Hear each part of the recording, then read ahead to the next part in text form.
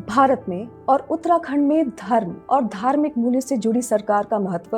PM Narendra Modi के नेतृत्व का महत्व गोरखा और नेपाली समाज के लोग अच्छी तरह समझते हैं। शायद यही कारण है कि नेपाल की राजनीति में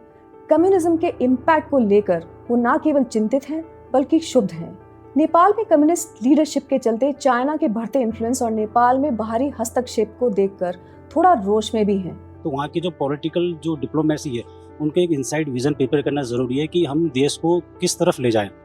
क्योंकि वहाँ पे क्या है कि किसी की भी विजन में ये नहीं कि हम देश को किस तरफ ले जाएं, उन्हें जहाँ से सपोर्ट मिलता है वो उसी तरफ ही चले जाते हैं।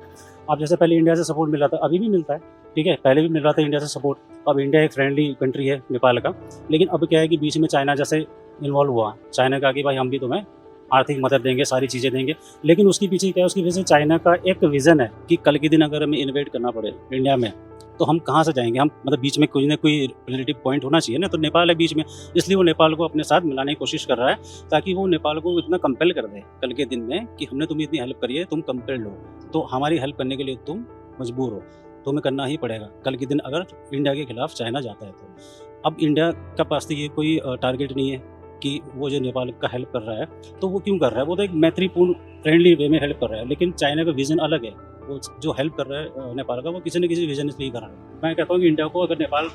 सपोर्ट मांगता है या कुछ भी ऐसी चीज़ें मांगता है या कुछ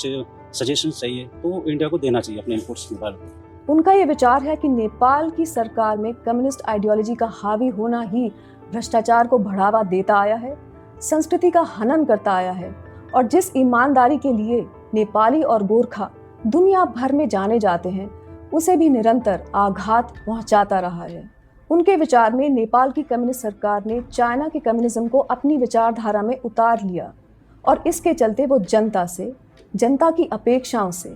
जनता की वेलबींग और सिक्योरिटी से, जनता के प्रति अपने कर्तव्य से दूर होती चली गई। वह ये भी मानते हैं कि चाइना के साथ कम्युनिस्ट आइडियोलॉजी तालमेल की वजह से नेपाल भारत से दूर होता चला गया